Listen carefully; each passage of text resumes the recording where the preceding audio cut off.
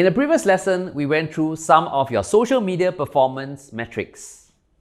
Now, in this lesson, we'll be looking at some of the social media advertising metrics. These are useful to know before you start on any advertising campaign. Now, when you run an ad campaign, you first have to look at your cost per result performances.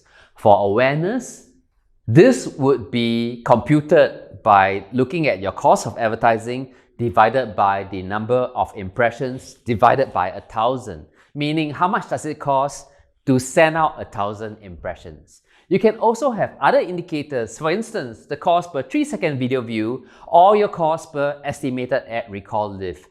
The ad recall lift is a way to measure the total number of people who have seen your ad as a percentage. Next, we have consideration advertising metrics. You may have indicators like your cost per click or CPC, which is the cost of advertising divided by the number of ads that people have clicked. We also have cost per engagement, which will be the cost of advertising divided by the number of interactions, reactions, comments, shares, or clicks on your post. Next, click-through rate or CTR is an important indicator because it shows how effective your ads or posts are in getting people to click on them. This is measured by the clicks divided by your impressions. Next, we have cost per landing page view, which will be the cost divided by the number of people who clicked on your ad and ended up on your landing page. For conversion advertising metrics, for lead generation, we have indicators like your cost per lead. So if you have a certain number of people who fill up a form and become a lead, your cost per lead will be your cost of advertising divided by the number of people who fill up the form. We also have cost per purchase or cost per sale. That is the cost of advertising divided by the number of purchases.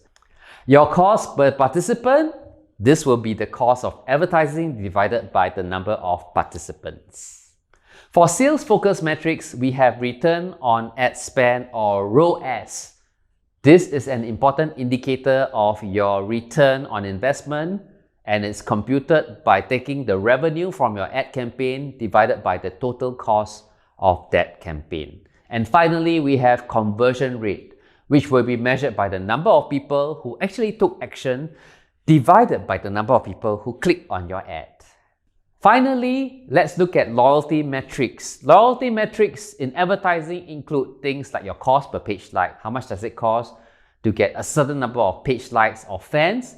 Your cost per post share, which will be your cost of advertising divided by the number of shares per post. We also have your value per visitor. This will be the sales divided by the total number of visitors. Value per visitor is a good way for you to estimate what your future ad performance would be like. Customer lifetime value, CLV or LTV, can be measured by the annual revenue per customer times the customer relationship in years minus your customer acquisition costs. So the better your customer lifetime value, the more effective you are in achieving a positive ROI. In the next lesson, we'll walk through Facebook Insights, a tool that provides valuable analytical data for your Facebook page.